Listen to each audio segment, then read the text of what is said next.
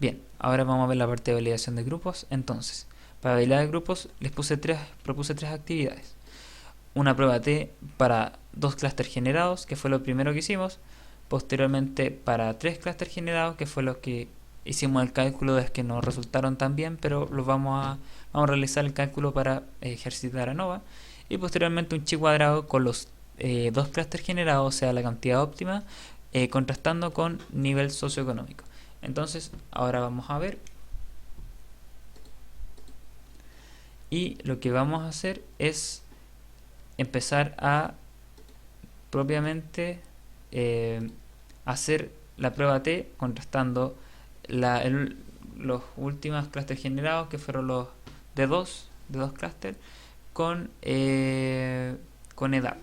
Entonces vamos a ver si es que hay una distribución de cada clúster generado hace diferencia significativa en la edad. Entonces nos vamos a nuestra base de datos, ponemos analizar, comparar medias, prueba T para muestras independientes. Nuestra variable de agrupación va a ser nuestro QLS3, o sea, la tercera vez que tiramos el análisis de conglomerado no jerárquico y generamos 2 clústeres, ese va a ser la que vamos a utilizar ahora. Siempre, como le había dicho, SPSS genera grupos desde 1 hacia arriba, entonces en este caso son 2 grupos, va a ser 1 y 2 cada uno de los clústeres. Ponemos opciones, o sea, disculpen, ingresamos la variable que queremos contrastar, en este caso sería edad en años. En opciones dejamos el 95% de intervalo de confianza que viene por default y simular muestreo no se pone nada. Ponemos aceptar. Entonces nos tira algunos descriptivos. ¿Qué podemos empezar a ver desde estos descriptivos? Por ejemplo, que el clúster número 1, al compararlo con años, tiene una media respecto a años de 56.32. Y el clúster 2, los sujetos que componen ese clúster tienen una media de 38 años. Ya podemos ver una diferencia.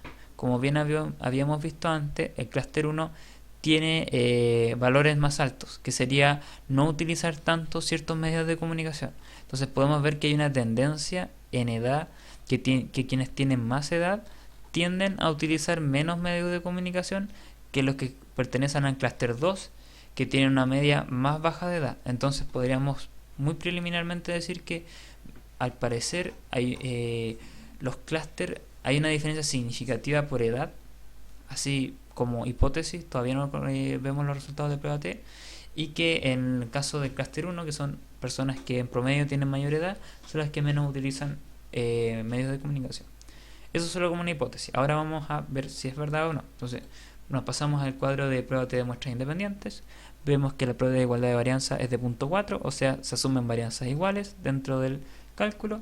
Y como se asumen varianzas iguales, lo que se hace es ver la fila de arriba, su significación, que es de 0.0, que significa que hay efectivamente una diferencia significativa entre pertenecer a un grupo o a otro y la edad que tengan los miembros. Entonces, el grupo 1, que son miembros que en promedio tienen mayor edad, van a tener como característica, aparte de tener mayor edad, como ya sabíamos, de utilizar menos los medios de comunicación que los del grupo 2, que tienen un promedio de edad más bajo y que ocupan más. Entonces ahí tienen dos diferencias, digamos, que una está estadísticamente comprobada, que es la diferencia de edad.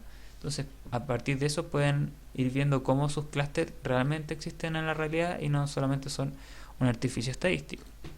Entonces, ya generando esa prueba T, ahora pasamos a la prueba de ANOVA, contrastando edad para los 3 clústeres generados, que lo habíamos generado en el segundo cálculo que habíamos hecho de conglomerados no jerárquicos, contrastando también por edad. Entonces, nos vamos a analizar estadísticos, no, disculpen, comparar medias, ANOVA de un factor, tiramos edad en años en lista de dependientes y abajo en ANOVA de un factor tiramos el segundo cálculo, que había sido para 3 clústeres. Como habíamos visto, ANOVA se puede hacer desde 3 grupos hacia arriba. Entonces, como este es de 3 clústeres, nos va a permitir hacer una prueba ANOVA. En post-hoc ponemos Tukey y GamesHowell, como ya habíamos visto.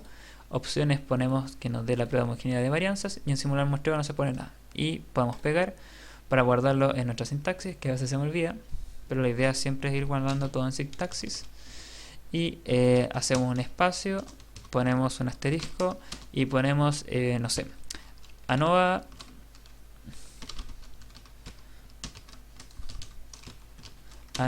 para 3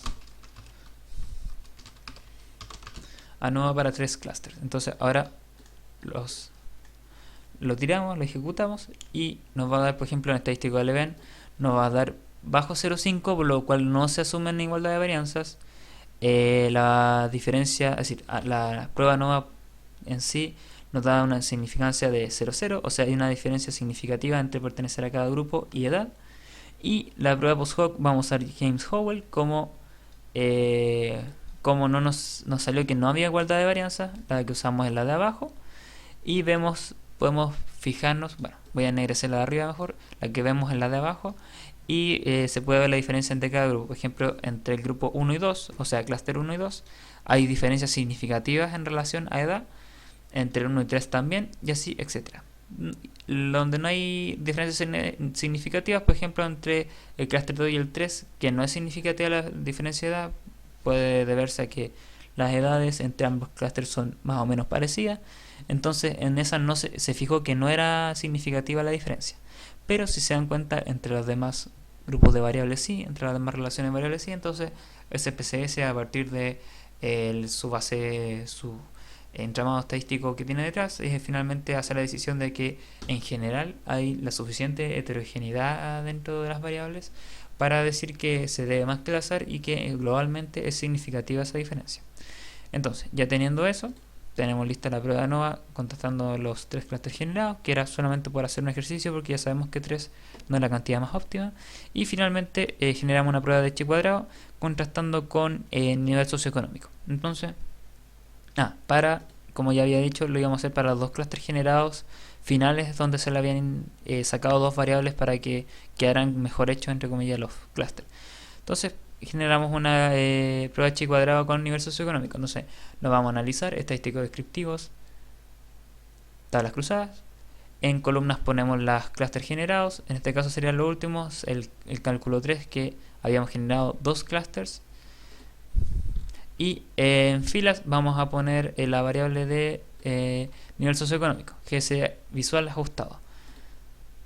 En estadístico vamos a poner Chi cuadrado con coeficiente de B de Kramer.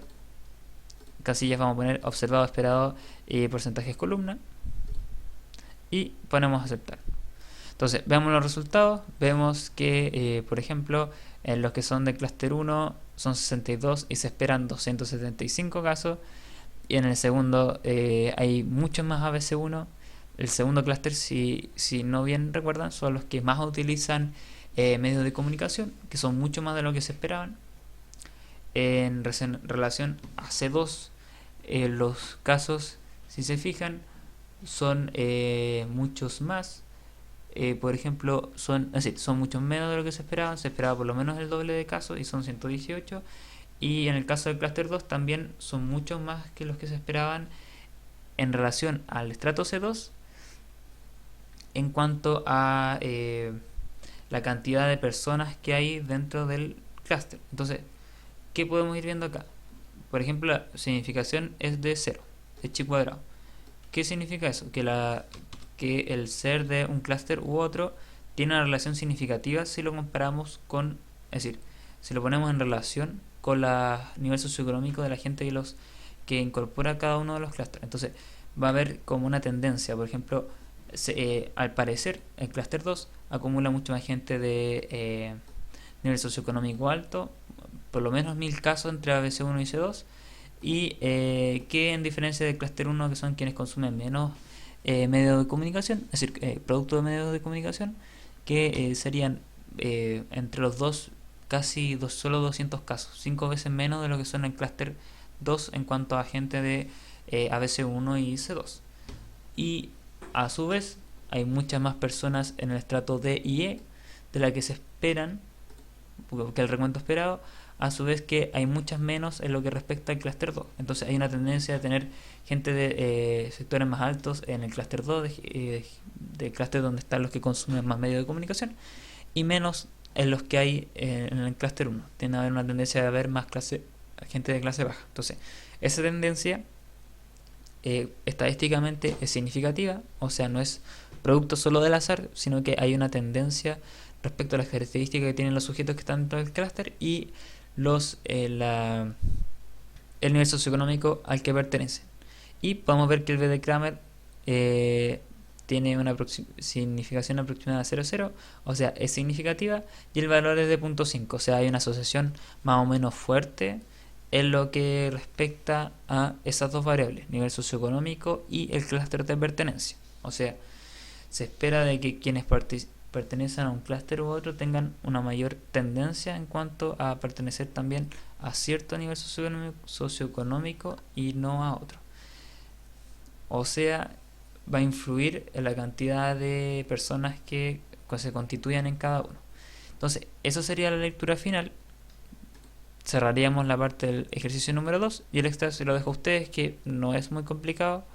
Y así como por tirar el enunciado o la idea con el que se pensó la actividad extra, es que si uno pondera o filtra por menor de 35, mayor de 35, se espera que hayan comportamientos distintos en cuanto a los accesos de comunicación, es decir, a los productos de los medios de comunicación, porque por ejemplo las personas menores a 35 van a consumir más redes sociales, etcétera, que quienes sean mayores a 35. Entonces va a cambiar quizás la distribución de los clústeres al punto que quizás hacer clúster como que no sería necesario porque no habría nada que los diferencie tanto, como habíamos visto por ejemplo en prueba de medias.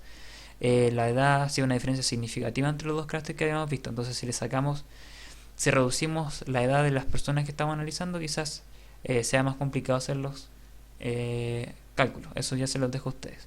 Y eso sería respecto a las actividades que hicimos en la ayudantía del 8 de septiembre.